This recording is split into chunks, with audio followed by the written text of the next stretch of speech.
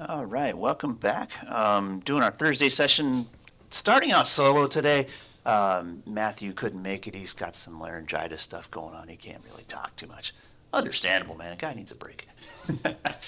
I should have Creed, Bullishbrs Creed, joining me probably in a few minutes here. He's in a meeting running long, kind of seeing if he can fill in for Matthew. But in the meantime, I'm running solo.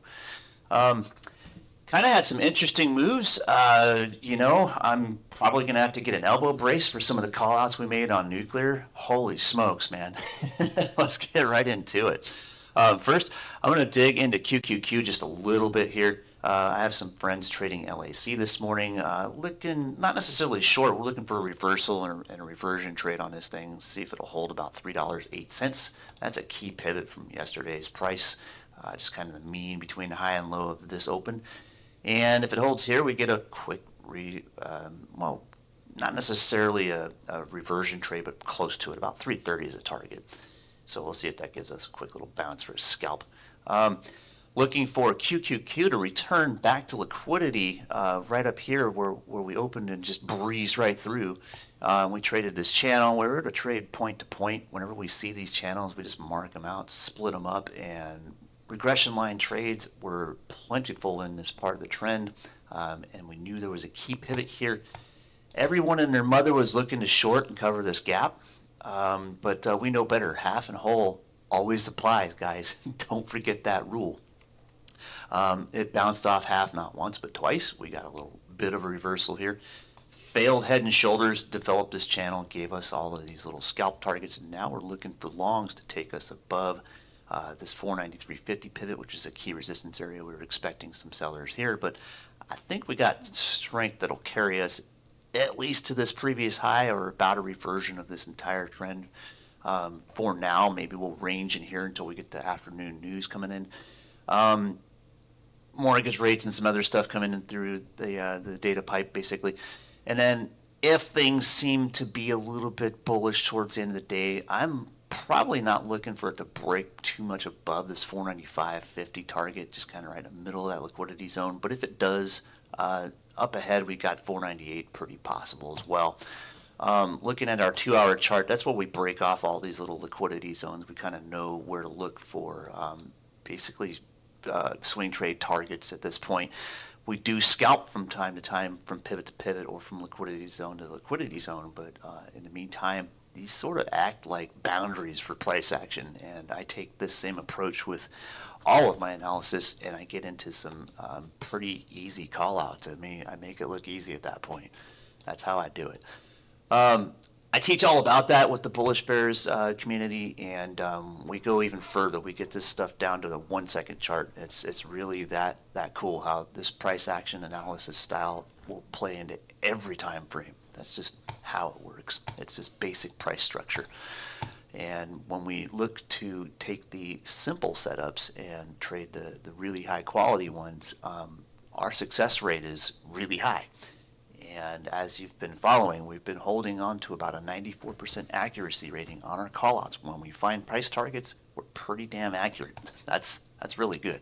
Not to break my arm, pat myself on the back, but you can't deny that's a good thing.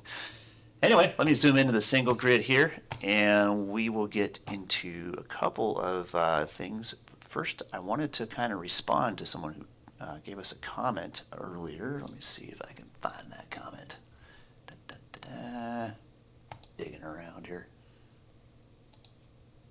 That was a user comment. Asked me to check out, where was it? LRCX. That user is MT24 Carson. Thanks for the reply on that. And just to show you guys, we will respond. Don't call Kramer. Call us. We're all on top of that stuff, and we're happy to help with price analysis for anybody. Throw us a ticker. We'll look at it. So let's have a look at that one real quick. Let me get my grid going here. Get on the 2-hour, and too much to do when it's just one of me. I don't have anything to fill time. Here we go. So I kind of took an approach to this where we look at this like a bear flag like anyone else would. But we also know there's a key support area here. It's pretty obvious. There's some liquidity here. I marked that out with my little orange liquidity zones. I didn't mark anything up above.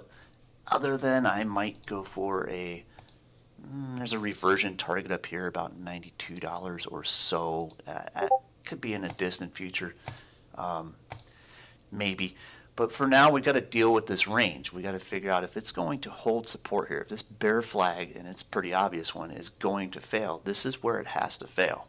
So if it fails, cool, we'll get back into this range. We got, a quick reversion target liquidity zone right in here. If we break out the 2-hour candles, that's a wick right there where there were some buyers. You can see some consolidation in that range. That's about resistance here. So if we bounce off this liquidity zone, we're likely to reach back up to there. And in a short term, yesterday's high and the day before we had the dead cat bounce here, we kind of played in this range here. We could stripe that out as a zone, and we would have found that day trade target here off the open for that quick bullish scalp, and then maybe a short back down to liquidity. For now, let this thing dance a little bit. So to be swing trade worthy, we need to see a nice reversal here, and we need to fail that long-term bear flag before we can get long. If things get swifty and we break that bear flag, look left, there's a target, pretty obvious right there. Just draw a pivot line. Or if you wanted to draw, you could do the box style too here. I'll show you. I always take, whenever I see a consolidation like this, it's a big bear flag, split the difference. And that'll give you a much more accurate target, as well as a target with a higher probability. And we usually will see this give us a reciprocate move of a measured move, and typically we'll find it extends down here. I like to see half when I see a bear flag like this, so I'll put the target probably around $65 if this thing breaks for a quick short. The long would be bouncing back to the mean.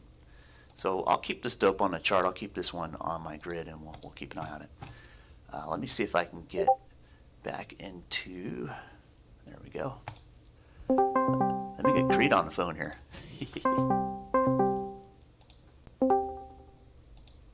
Hey, we are live on YouTube right now.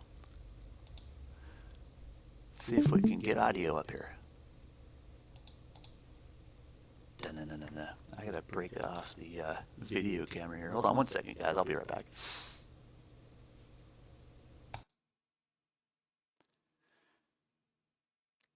Is he there?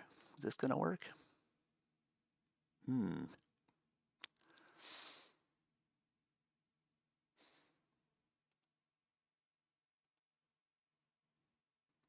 I'm here.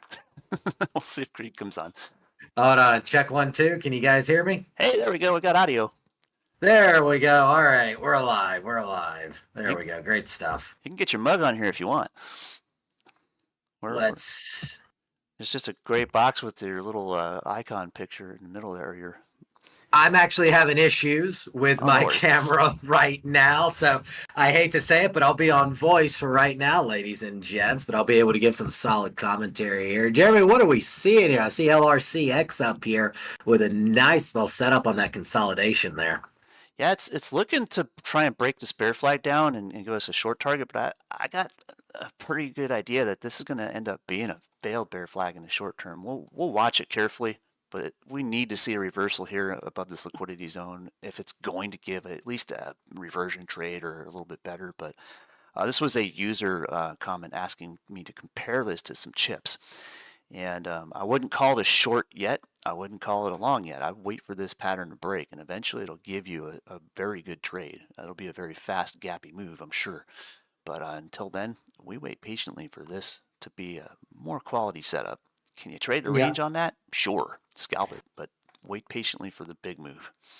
I can agree 1,000% to that. And when we start to see the market enter this type of a consolidation environment here, and what I like to call a decisionary phase on this, we can actually get a very, very, very powerful springboard move once we get that confirmation above or below those specific areas. From a TNA perspective on this, looking at that lower support in there, I mean, that's almost a triple bottom setting up there. So we're on that third test, and then if we can get a good strong break of that region, I mean, I think this thing would power down. I think we'd see a really good steamroll move on that, but we got to have that further move.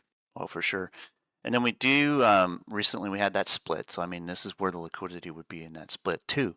And then we got earnings. So that was just a comment in the chat there. I was about to get to that. Those E's, man, those are earnings. And it's right there.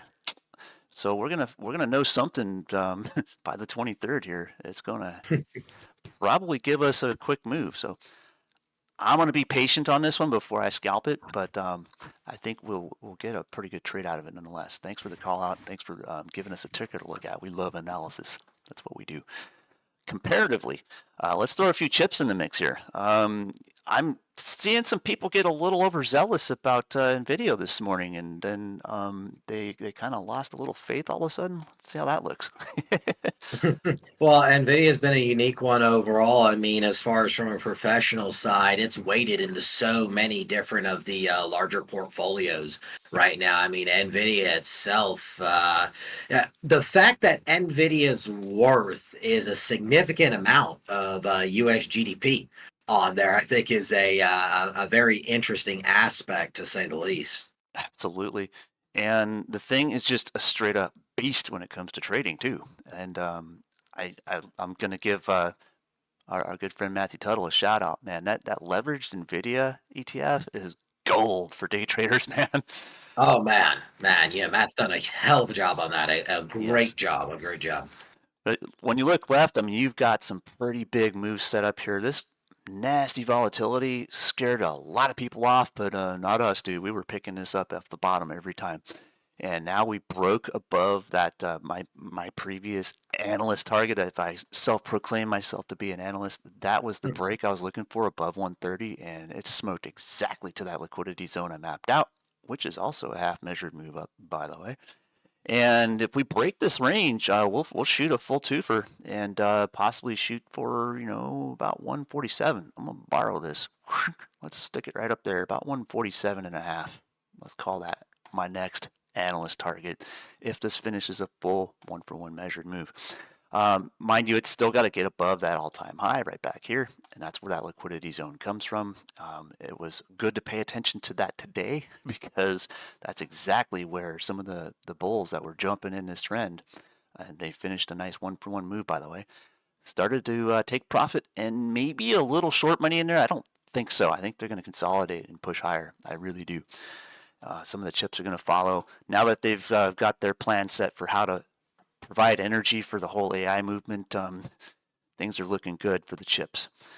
And I'll go in parallel with you, but again, we're gonna put the big butt in the room there on this one. Is that looking from a TNA perspective on the daily chart here, we can see that we are definitely in a flag scenario of things, and we can definitely see, okay, we have that high bar where your orange box is. If we connect the lower side of the August 5th candle and then intersect it with that September 6th, so running that angled pressure up there, we have a general flag into this. And when we're using our counts on this, we have A, B, C, and D, and now we're into the 1 where we're at now. I am in the opinion, and that's exactly what it is, just an opinion on that, is that we will actually get a slight pullback into this as they prepare for those earnings and just to gather some more energy. We can see here within our 21 EMA is around that 125 area, very strong liquidity zone in that 125 area. I would not be surprised in them slightly pulling down into that area just to gather some energy to then get a more powerful springboard. Because if you look at it, we've had essentially constant bullishness on this since the beginning of September. So that's what, 45-ish days of essentially straight up movement. Is it so outlandish to say, all right, gather that breath before you take that next leg? So, that's something that I'm keeping an eye eye on my side. I mean, I'm a buyer on my side of Nvidia around that 125, 130. I'd be looking to do some sold positions, maybe do sell a 115, 110 vertical, 120, 110 vertical, something like that on the downside, and then even more so, using a proper calculation, run a butterfly strategy to actually try and capture price around that 150, 160 area after the breakout. But I think those earnings are going to be really, really, really key. And when we look at the measurement of potential on this, we know that within a flag scenario, when it's put together, that typically about 83% of the time, a breakout will occur before the 3/4 mark of the intersection of the under supporting area and the upper region. And if you actually measure that out, we got about 115 bars of movement. At 3/4 mark is about 2 to 3 days before earnings on there. So given the systematic approach of the market, is it so outlandish to say that earnings, I think this earning, especially looking at the seasonality for Nvidia, would be the catalyst to really rock and roll us higher or lower out of that resisting structure. So, that's kind of the logic that I'm looking at for this. I mean, it's got that setup. I mean, the structure's all in place. Even the very basic and I like to keep it simple analysis style that I have says we're kind of more probable to hit the bull targets than we are the bear targets now. But the earnings are definitely going to be pivotal. Can it give us another pullback? Man, I don't know if people are willing to gamble on that. With the strength we have here, I mean, I put on the DeMark counter and we hit the bottom wave down here on the 2-hour chart right at about 130. I'm a big fan of the DeMark. I'm a big fan of Tom's stuff on there and the CMT organization in general. But Tom's stuff is good. If you look on the daily now, I mean, we're in 2 of an upward trend there, and after a 13 bullish sequence. So, we're definitely in that region, man. We are definitely in that region. So I'd say we should stick a pivot at 136 and just kind of see if it holds. I like it.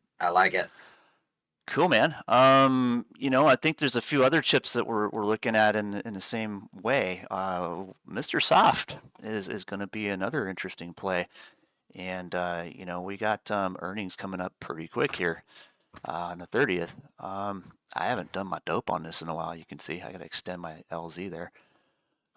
Never did quite make our full measure move out of this, but we did hit the half target, and we rejected here right up in the top of the DeMark counter. Pulled back, we're right into the LZ again.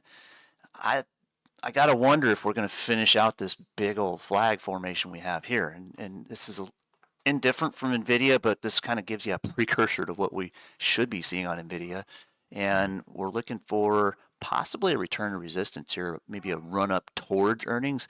I'd say about a 430 target, just off the top of my head, kind of looking at where the previous resistance was, and that would kind of play into an extension to about 432, going back to, if you split these wedges, I'd love to draw a regression line through them, and there it is. It'll give you like a $2 extension in there to 432.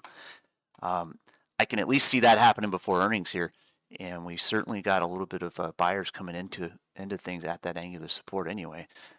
Do you see anything on the radar for things to watch for as far as what the numbers are actually looking like in this thing? And that's the thing is what I've got on the radar with this. So I'm working this position a little bit different way here, and you have a flag and a diamond setup. I've actually taken that high section of the range there from the July 3rd candle all the way down to the August 6th candle, and I'm actually running a channel along this. And something I was initially looking at this as a flag diamond setup on this, and then I started to notice that across the TNA on this, if you were to run a channel top, channel bottom, and look at that 50% area around the 425, 430 area in there, we have pinged that area almost for the last year on this. So it almost makes me ponder, why are we seeing the market say that the 425, 430 is an appropriate fair valuation for Microsoft. With all the news, with everything that's been coming through, especially the industry sector, I would honestly expect this for a true valuation to be brought up to the 450, 470 area, and it should be that spot. What I'm looking at now on things, though, is that because they could not maintain above that central node, I am actually looking for this to walk its way lower back to the 400s and the 390s. And in fact, I am expecting earnings for Microsoft to not be a benefit for Microsoft in this quarter. Now, I may be wrong, and that's perfectly fine. But with a bad earnings on this, having a spread setup of around that 380 by 400 would be an optimal area to capture that particular move. And looking at the TNA and the way that the market is pricing everything in,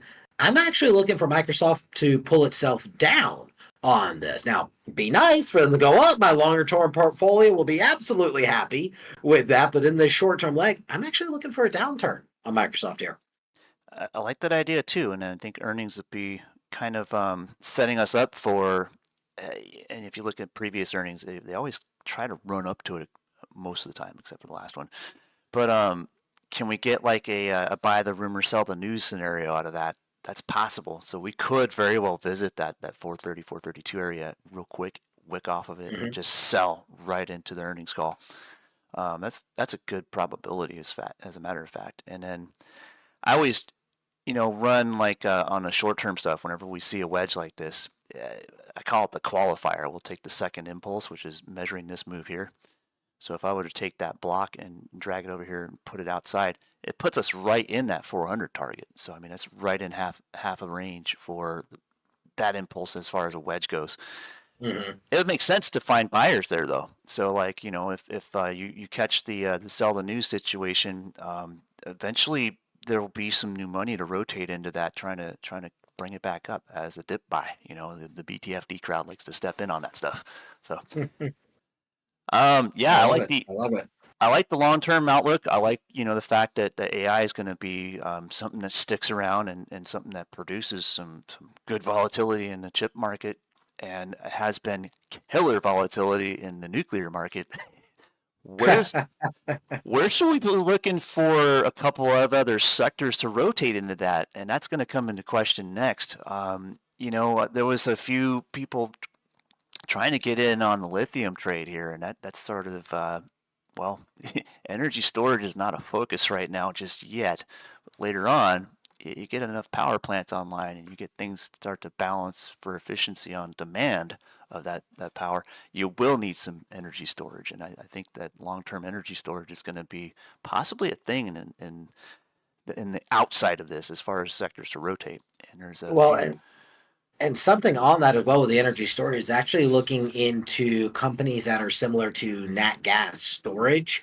And when they are pumping out the water out of these caverns to do that, as that nat gas, as your large storage facility, mainly in the Midwest of the U.S. there, and in some of the Rocky Mountain sides, those companies involved with that have been opening up skunk work divisions to be able to do large scale, not necessarily battery storage, but for lack of a better term, battery storage in there of this energy that's being created.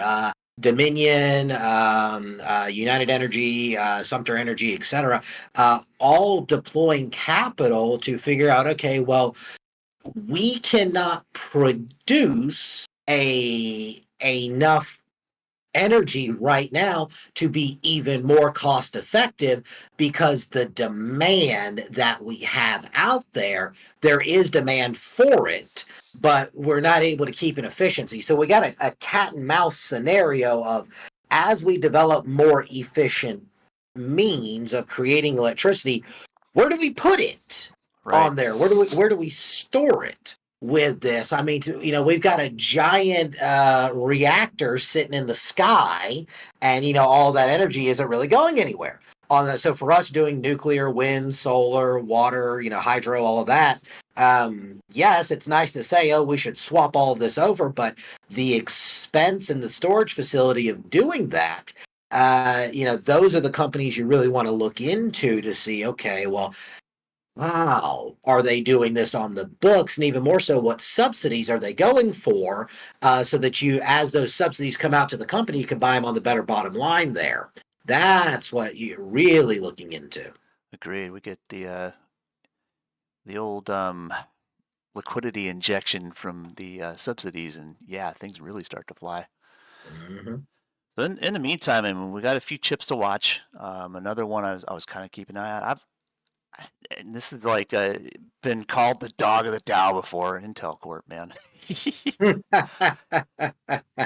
Can they make that management change in time to actually provide a good bull trade? I mean, I've been wheel trading this since this nice cliff it drove off of not too long ago, and I'm in the green overall on this thing, selling some premium on it, but only just. And it's just consolidating in this range forever, it seems. Um, can we time that maybe where management starts to make some adjustments and maybe trim the fat and start turning this into a long-term profitable company? Maybe even get a little bit more into, gaining something from all of their long-term investments into their side of the AI scenario. That's going to be a tough question, but in the meantime, I'll eventually own Intel for free if I just stay patient. Yeah, I gotta agree. And I think something that AMD did better than Intel on there is that they dual chained. They Yep. actually did the enterprise market and the retail market, and that's what's driven AMD and Nvidia, so hard. Is yes, COVID was a great thing for chip and graphics card manufacturers, but now that that's over, we're into different types of computing power. Intel has been more of an enterprise style company, but in my opinion, they really need to get some better technology out there when it comes to not only their processors, but just how they're able to bring manufacturing cost down so they would have a better margin stake to get it out there. Because when it comes to the capacity to do things for a very specific subset of people, yes, there is always the Intel AMD battle of which is better. But for the general average, working man and woman on there, it really doesn't matter. Like, you're not overclocking yourself. Like, just be, maybe if you're listening in on this one, maybe you are someone that's overclocking, but for the average individual, heck, they wouldn't even know how to overclock I their overclock. system on there. Yeah, yeah, no. So, looking at it in totality of there, if they could better service that market, then yeah, that's going to help the bottom line and get them out there. But as of right now, they're strictly an enterprise solution, and enterprise always does what? Oh yeah, we want the, efficiency, the cheapness to always be there. And when you're selling the cheapest product, if you're selling gumballs, yeah, eventually you'll make that $1 million on your gumballs a quarter at a time, but it's gonna take a really long time. And I think that's where Intel's space is that they're stable. I'm Right. not looking for them to go out or anything like that. I'm not looking for them to pull an IBM or anything, Yeah. but they definitely need to, get some more innovation in there to drive those numbers up and cost efficiency as well. That's going to be kind of where it's at. And then I got a comment to check out SMCI. I'm going there next. But just a thing real quick. I remember when I was first getting into trading, and I wasn't necessarily trading the wheel till the tail end of this thing back in 2018. But I remember it traded in a channel between like $9 and $11 for forever with AMD, it seemed. And then eventually it just, I mean, ripped faces off and ran. I ended up getting into wheel trading in that respect. I was starting to sell some puts whenever it hit 9, and then I would sell calls at like $12. Thereafter, kind of capturing the premium, and then it just absolutely ripped through my call wall basically, and I ended up getting assigned. I got taken out of that, and then I got into it later again, and did it a few more times, but it just kept on ripping and ripping and ripping. And I was just like, well, okay, I sold some premium. I made profit. I got appreciation of shares, and I got paid to, you know, sit through the time it took for my shares to appreciate. But would I wish that I still held it at $9 a share? Hell yeah, I should have held on to a secondary position in there and just let it go. Coulda, woulda, shoulda type of situation. Right. But in the meantime, I mean, that strategy still, I mean, to this day, pays my bills, keeps me above water. And along with my future scalping, it's slow growth and paying the bills. That's all I could ask for. I've replaced my income as a mechanic. I don't have to turn wrenches for anybody but myself anymore, and I'm happy with that. um, Going into AMD now, I mean, everybody's like, you trade the chart and you kind of realize, yeah, this is a bit high compared to back in 2018, considerably, of course. But at some point, you find a happy medium and you start looking for kind of joining that BTFD crowd. Can we jump in now? Heck no, it's looking bearish. I got my critical zone here. It's kind of broken it. It's threatening to come pull back to like 150 or so, and maybe in the short future, bounce off of there and give us some plays. It's got earnings coming up too, and I think we're going to go into a quick liquidity grab down around that number, and then come back to the zone, reject it, maybe be another buy the rumor, sell the news scenario, and then wait for earnings before you're patient enough to get back into things. Yeah, chip sector is going to be interesting. And then let's go to our user or our viewer comment here. David was saying, how about SMCI? Well, how about SMCI? This one's been going across the social medias a lot lately, and there's some good movement with SMCI here, but the question is how long can it maintain that movement? I think that's a big question to ask. Earnings coming up on Oct 29 here, so we got about week and a half until earnings. I think we might play nice with this one. We've got pretty much market structure at its best here, and market structure is a wonderful, wonderful thing to know. You glance at a chart, you see it everywhere you look. You get that hype wave, and then in spite of it having previous market structure done its thing here, we got the consolidation, and this was choppy, very difficult to trade, but doable. And then we get this breakover, and it ran through. Now we have a trend. We have a high, a low, and where's the reversion target? Well, about $62 eventually, but we're still in phase 2 of market structure, I like to call it. We get the breakdown. We find a low, we consolidate, we test the low again, consolidate again, give us another squeeze. We're right in the upper echelon of that range. I like to call this right in here. You can just look for the wicks. There's your liquidity right there. So we're playing a little bit of hardball in this range until we get out of it. Well, everyone else sees this as an M-top. They're going to try and short that. Well, they might be caught off sides here. Watch this zone. If we hold buyers here and they keep buying, that's where the BTFD crowd's going to take this off. And this is our second consolidation. This is where we usually will see a test of support and then a follow through with a trend. So watch this zone carefully. Worst case scenario, it gives half of this range back. We can find a pivot bounce, somewhere around $45 or so. That's possible, but this is going to be the zone to watch. If it gives us a nice clean bearish measure move, yeah, some shorts will smoke that zone right down to $45 pretty easily. But in the meantime, this would be a great opportunity to get into. I might even look at the yield on this one for the options. Yeah, I'm sure it's pretty high. We might see a nice wheel trade out of this thing. I got called away on my 47 calls on TNA, and I might stick some of that capital into SMCI. Come to think of it, looking at SMCI here, we're isolating around this $48 area, and on the TD, we're at candle 9 here, but something as well, we are above the 21. We've just pierced above the 21 here on the daily time frame here. I actually believe we're going to get some chop. We're going to get some chop until earnings, and then after that earnings is when we get that good move.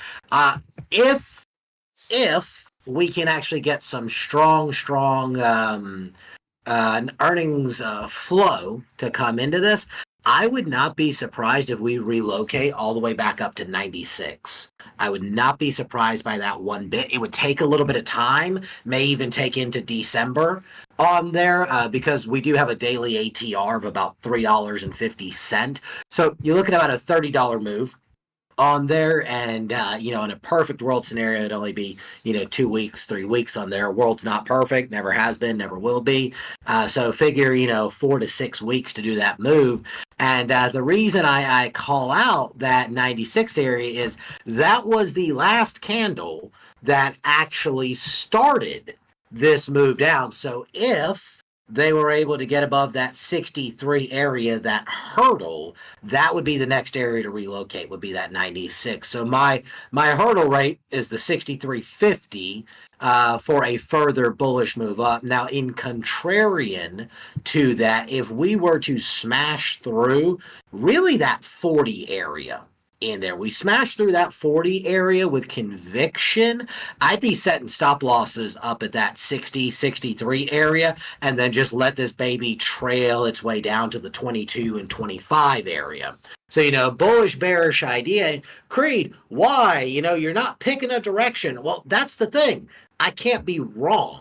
If I decide and I make a plan around both directions at key strategic areas that it is only, as the Fed likes to say, data dependent on there, you can't be wrong. So as soon as that data hits, run your stops, run your longs or your shorts how you need to, and then take it. Go for it. Run those positions. And if you're still not sure about that whole area, it is not outlandish to actually right now in this environment, because of the type of time we've got, a 2 to 4 week iron condor utilizing 40 by 60 as the internal strikes be a beautiful position right there. Because we're really close to that central node. Yes, it'll work its way up or down, but remember, with an iron condor, you're really looking to capture the theta off of a position more than you are for any type of delta movement on there. You want to capture that theta. So really setting up a 40 by 60 iron condor with a 2 to 4 week expiration, not really that outlandish. And then you could flip that premium into a strangle later, so that you have a free strangle. Mm-hmm. And then, if we're looking at market structure the way we should be, we pull up the daily chart and zoom way the hell out, look left. I mean, there's just long consolidation. So if this does break, sure, we got that measured move down to, I've got it marked at like 27.60, but 25 is not beyond reason. That's about the mean low in this previous consolidation here before the hype wave took it up. So it makes sense. We got two reversion targets essentially. We get the $62-ish area. I'm going to try and get 6200. Close enough. I'll have to dig into it later when I expand price. And then, best case scenario, if we really get hype here, we get out of the short-term market structure and things do get above this first reversion target, sure, we could hit it, hit it out of the park and hit about 84.50, maybe even catch that run to 96 before that broke over. But always kind of take a grain of salt with that and realize that we're in a consolidation range here. And if it splits this 45 pivot, it could definitely run a measured move down and hit these lows again pretty easily. So this is going to be trade the chart and keep your hopium and dreamium away from this. Do not FOMO this. It's going to be volatile. Keep out the hopium. Yes. It's going to be volatile. It's going to give you some good setups. Just kind of play it by ear. Wait till after earnings. See where we go. If we start heading south, you can take some bear trades, or even you can run on iron condors or butterflies, if you will, if you really want to limit your risk on that. But in my mind, if I see it start to take off either side of this little short-term LZ here, I can go and run debit spreads and then leg a condor together and capture a lot more premium. So that might be my outlook on this thing. And eventually, if the yield's right, this could eventually become a good wheel trade anywhere in here. That'd be awesome. I'm sure it's got enough volatility on the options chain to provide some good premium. I'll have to analyze it and see. My average yield on TNA was about 18% a month. I took a couple months off and just very, very passively traded it, so I didn't maintain that through the whole thing. Otherwise, I'd own it for free a month ago. However, technicalities apply. Let me get my journal out. Oh gosh. I think I can pull it up on the website version of Discord here and simultaneously maintain a call. Where am I? There we go. Load. I always keep a journal on Discord and then I can get back to where I'm at. So running total cost basis before I sold this covered call since March, my running total cost basis is 1368. I sold a 47 strike November 1st expiration for let's see, it was $1.14. I got a sign on that this morning or overnight. So my break even on that was 48.14. If you take that 48.14 and subtract my running total cost basis of 1368, technically I owned it because I got a sign and called away for a negative cost basis of $1 and $14, something like that. So yeah, I'm technically negative. I technically own TNA for free, although I don't have a position right now.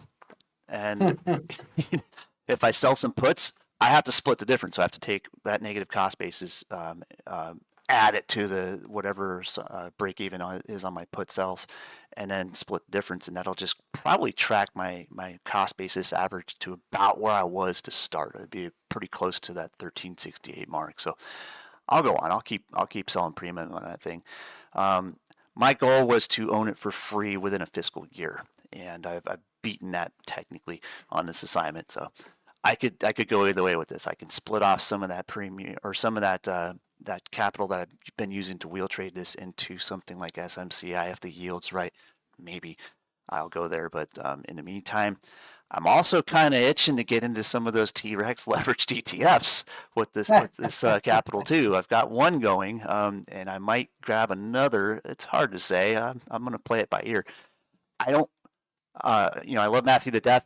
I don't see any weeklies quite yet, which means it doesn't quite have enough volatility or volume to provide what I like to wheel trade.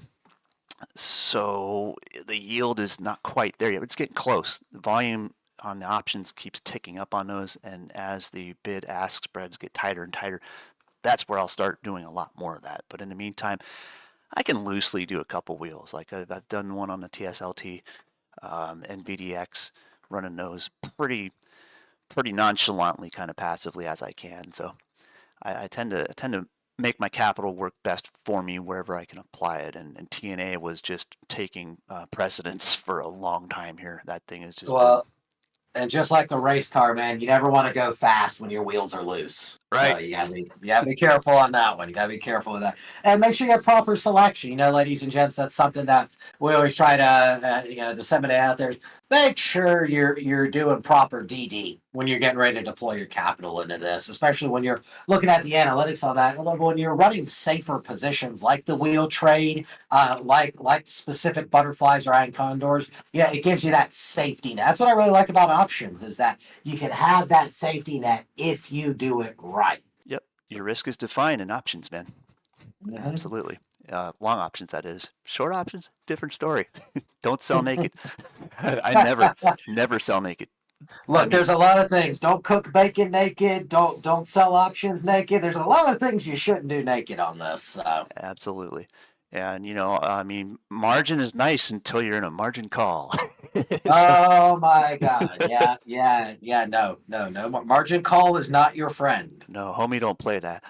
No, Mr. Oh, man. When the trade is pulled, Mr. Margin is not our friend. Yes. So let's make with the elbow fractures here, man. We killed it on some nuclear stuff, Matthew and I. We've been on top of the nuclear call for a little over a month now. We got ahead of the curve on that. Damn, we did good. Did you get any plays in there? For the nuclear side of it, I actually was running some Goog, and I did have a couple of other energy side. Something a lot of people didn't know is that Lucky So Lockheed was actually in General Dynamics, two very strong companies that are actually in the nuke space that people Yep. do not really know a lot about. So those were some good trades overall. There's a couple of smaller names on there. I'm still waiting on them to work out. That I'm actually waiting on the contracting to come through. Right. What were you able to grab out on there, my friend? Oh God, we went penny stocks into this too. Mm-hmm. Yeah, yeah. Well, no, that's just those smaller names I talk about. I was waiting on some pennies as well to really Oh man, drive up. There's been some good moves. Don't get me wrong, but I want to see them come to full fruition. there's Is some what I'm bigger getting at. there's some bigger ones too, but one of I'm going to start with mine because I blew my own targets out of the water with this one, and it's just this little tiny company. They make like enhanced cooling rods is what they do, and they got some proprietary technology. A while back, they got a patent, and it spiked up. I traded this thing back in like 2018, 2019, and then I walked away from it forever. And then I came back to it recently when Matthew was starting to talk about some of this nuclear stuff. I was like, hey, I remember something I traded. I wonder if it's volatile. I looked at the chart. I'm like, oh yeah, set up as premium. Lightbridge. I mean, it came right through liquidity zones. I mean, I had the reversion target here at $4.20, and it smoked it. It peaked at 570. I mean, just an absolute beast. It ripped it way through. And then you look further left, there's that 86.6 fib up here. We still have room to run to about 615 on this thing, but give it some time. Short sellers came in and they took that spike down, and we're playing right in the support range here. It can come back to 420. It's at 453 currently. We could see this thing give us some good volatility, but this is one of the very minute nuclear names no one was looking at until we started talking about it. And bam, it just did everything we wanted it to do. And those trades, I'm done with those trades. I bailed out at 420, and I missed this boat, but that's okay. I caught all of this. That was easy. Another one we absolutely killed it on, and this one was an easy mark. SMR, man, that thing just absolutely went every step of the way. We scalped this, we scalped that, we scalped that, we scalped this, and I took my profits right about $18, and it shot to 1974 just today. Yesterday it peaked up here at about 1940. Can it give us another like a full 1.5 move? Sure. I got a mean target up here at about $20.95. That's about half of an mm up. In the long run, I mean, this thing is just psychotically parabolic here. So be nimble if you're going to try and catch the upper range of this thing. But the lower range, we nailed it. We got 100% accuracy on this one. And Yeah. One that really piqued me out on there was actually NNE. yes, That's nano nuclear energy. That one yep, had a hell of a move off of there. I mean, it's up over. I think it's over 100. I think it's 120% up on move. Current trade is around 1968 on there, but NNE really nice move. And then when you look at it from a TNA perspective on this, we had a standard double bottom mm-hmm, on there. So very, very clean double bottom on this. Now it's starting to get a little overextended, in my opinion. Even on the mark counter, we're starting to get overextended on the movement there. What I would be expecting is actually for this to consolidate about where it's at right now, and then get a final push up to like 2650 if the sentiment continues. Because we had this really nice engulfing bar the other day, and then now it's kind of building up that energy and everything. So right. if we can clear 22, I'll buy I'll buy some more on here, and I'll be looking at to take that to the 26 region. Yeah, this is one of the first ones that even got me interested in the sector. Matthew called out NNE, and it was a beautiful play.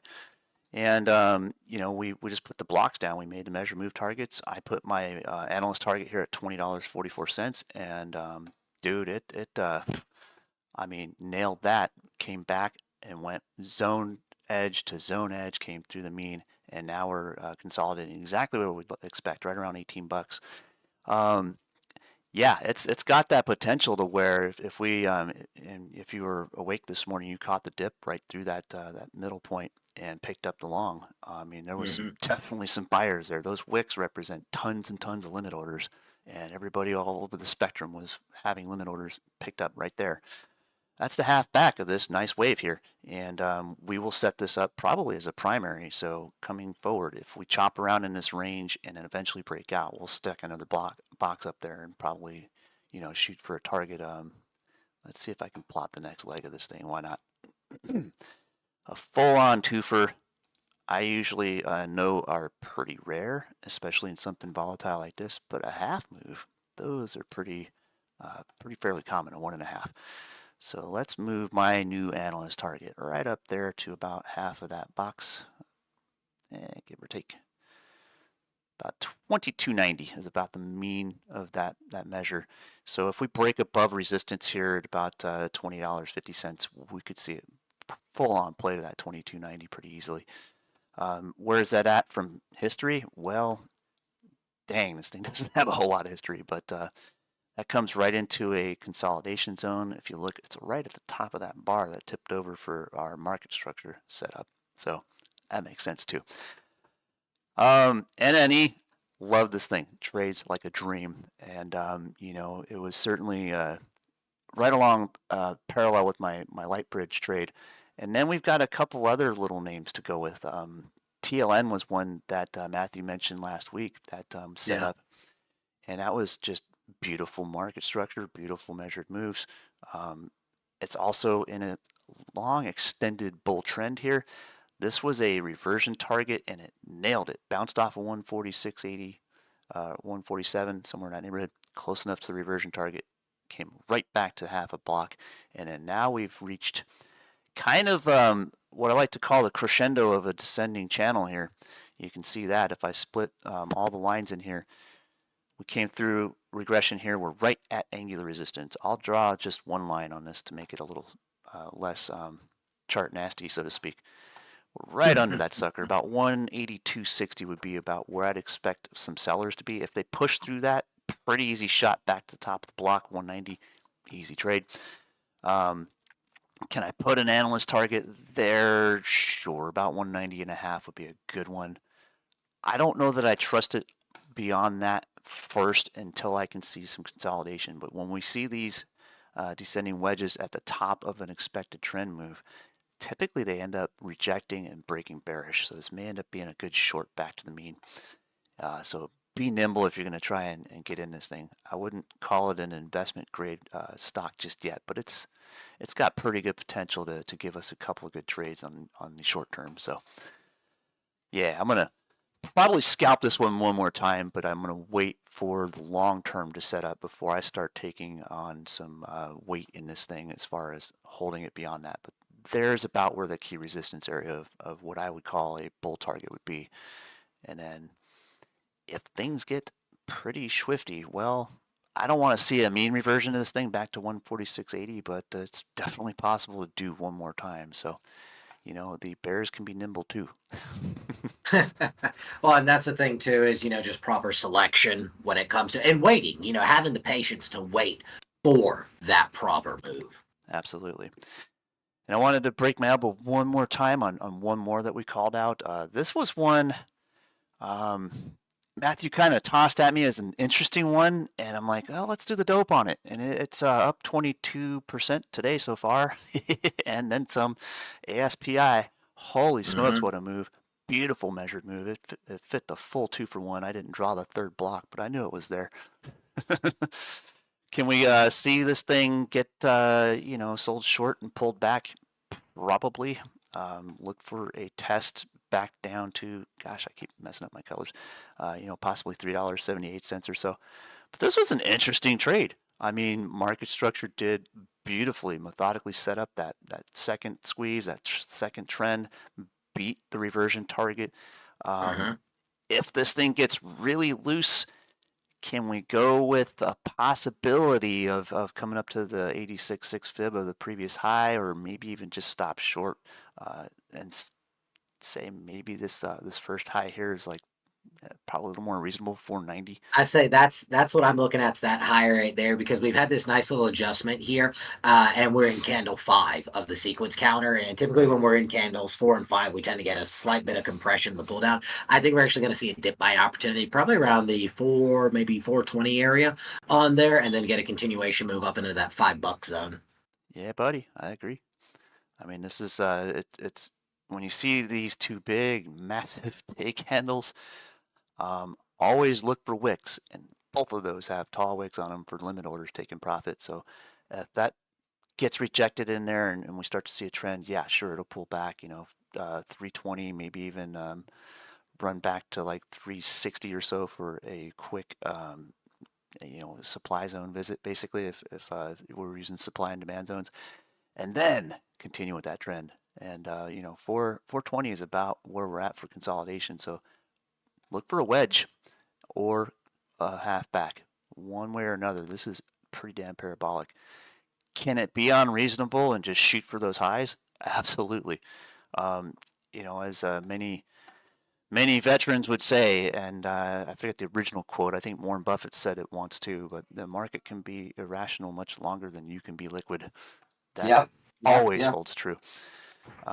There was an original author of that particular one-liner, and I think Buffett borrowed it. But yeah, you get the idea. I can't remember the name. I trade the chart. Names are irrelevant. Damn it. I love it. I love it. Oh man, you got anything on your radar that's kind of making sense here, as far as any other sectors we should be looking at? Something that I am actually keeping a close eye on right now that people I feel have actually been overlooking a little bit just because of everything that's been going on is actually hospitality right now. So there's been so much conversation around AI, tech, chips, and all this. I'm actually keeping a very close eye on the hospitality side of things and also Expedia as well. So your booking, so your Airbos, your Expedias, all of those. As we start to move into the holiday season, I think this is going to be more of a hidden trade that people come into. So I am keeping a close eye, as well as the cruise lines on this RCL, etc. Waiting for them to get set up. I think we need a little bit of a pullback here in the price action, and then we're going to get a springboard on the seasonality there. I agree. Those are sectors that I almost forgot about. See, that's what I'm saying. It's the hidden trade because unless you're on the profesh side, because that's part of seasonal adding to the portfolios is what I'm looking at. So I'm not necessarily looking at them to be a headline trade. I'm looking at a lot of the hedge funds, a lot of the family offices to pull profits from their Nvidia moves, all these others, and then stuff that money into the little bit safer trade, especially as they start to pull out of the bonds and everything like that because the interest rate cuts on this. So they're putting money into what's been traditionally known as a air quote safer trade. Right. So that's something I'm keeping an eye on. Oh, definitely. That's a good idea. I myself am planning a cruise, so you'll get some of my money. I love it. Looking into long-term stuff. I mean, that's definitely a good place to focus. And then Matthew mentioned one a while back for like AI's role in healthcare. It was was it an ETF or a company? I can never remember. It's been so long. It was a few months ago, and it was kind of the healthcare play on AI. I'll remember the ticker later on. I'll probably lose sleep over it first, but long, long story short, eventually, outcomes from all of the profit available from everything going on with this, it eventually gets spent. And yeah, the hospitality sector is kind of a good place to dump money in that respect. You see a bunch of people making a bunch of money, and certainly they're going to be spending some of it. Between them and luxury brand spends as well. I'm actually looking for a really strong consumer season coming through this year. Looking at some of the credit numbers and everything coming through, I'm actually leaning towards a good strong season. So agreed. And that's another thing is like some of the consumers we assumed that the consumer was going to be like in trouble coming into 2025 here, but then the credit card numbers came out, and yeah, it showed that everybody was leveraged to the hilt in high interest debt. But then I almost wonder if some of this boon was saying, okay, well, that's controllable. They can pay off a big chunk of it, take it off into the next year. That's kind of like lost harvesting, isn't it? it is. And then you kind of take and realize that a lot of that debt is not just, consumers buying a bunch of, goodies, and they're not going to Gucci or anything yet, but they have. But the idea is, one, it's loss harvesting. The other part of it is the other side of debt that people don't look at is using this leverage to invest. And nobody thinks about that. Sometimes people take their working capital, put it into some long-term positions. If they come up short on a bill because of that, in the meantime, they'll use some leverage. They'll take some debt on. So that's a possibility too. And then also we're seeing some things move around in the real estate sector that are kind of getting interesting too, to the same effect. A lot of leverage is being used, and sometimes people will short term rely on some revolving debt to help get them through some spots where they can take advantage of opportunities that in the long run, looking way down the road, will benefit them. So a lot of that amount of leverage that we've seen on the credit reports coming out could be a bunch of that. So I gotta wonder where's the next sector to start rotating to look at further down the road. And to me, yeah, regional banks got beat up. Some of the big banks are a little leveraged, but where's the liquidity going to come from? Well, the consumer. So Exactly. yeah, I think we got some interesting things to look at coming into 2025. A lot of it's going to be, election centered too. But as far as rotations go, kind of in the fog until we start seeing the rest of Q4 play out. And maybe by end of November, we'll have some clues as to where to see some better rotation opportunities. I always love making a Q4 earnings announcement trade.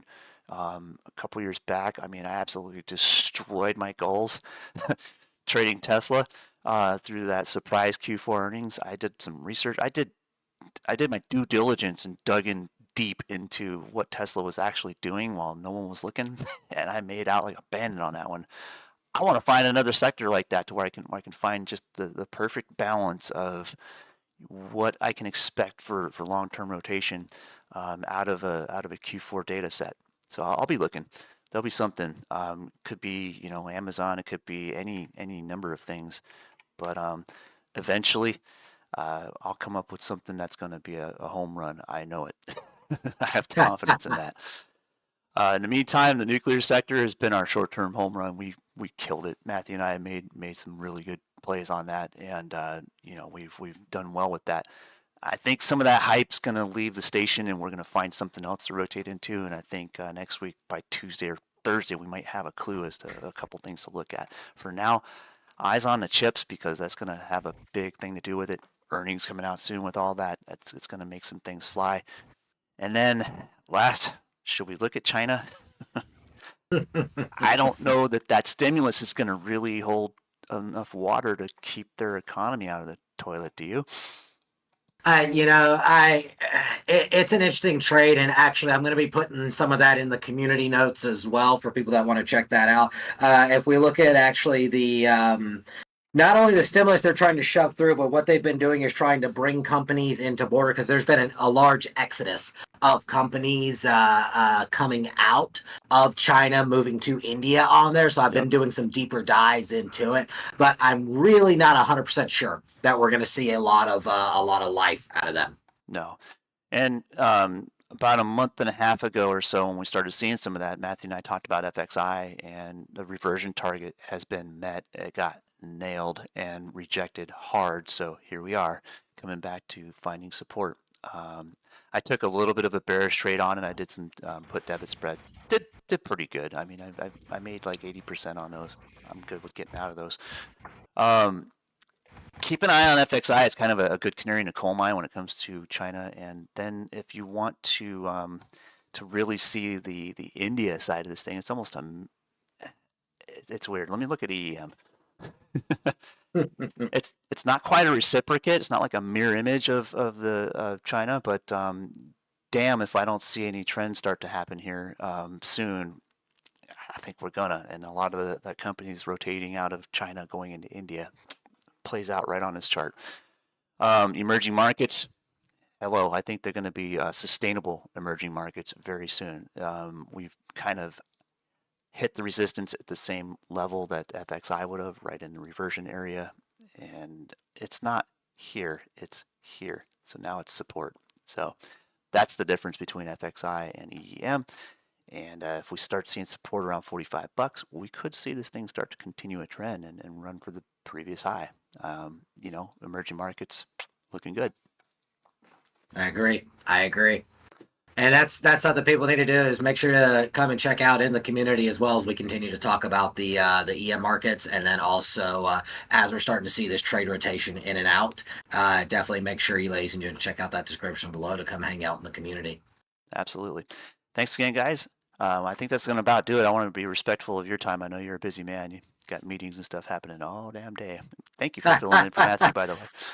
No, all good. I love coming here to give the thoughts, talk with the community, and bring things through. And ladies and gents, do us a solid flavor. Make sure to like and subscribe on this video, and make sure you hit that little bell icon so you get an alert anytime that Matthew and Jeremy are up on this, anytime that Kevin's live, and anytime that anyone with the BB community is live on there. So make sure you do that.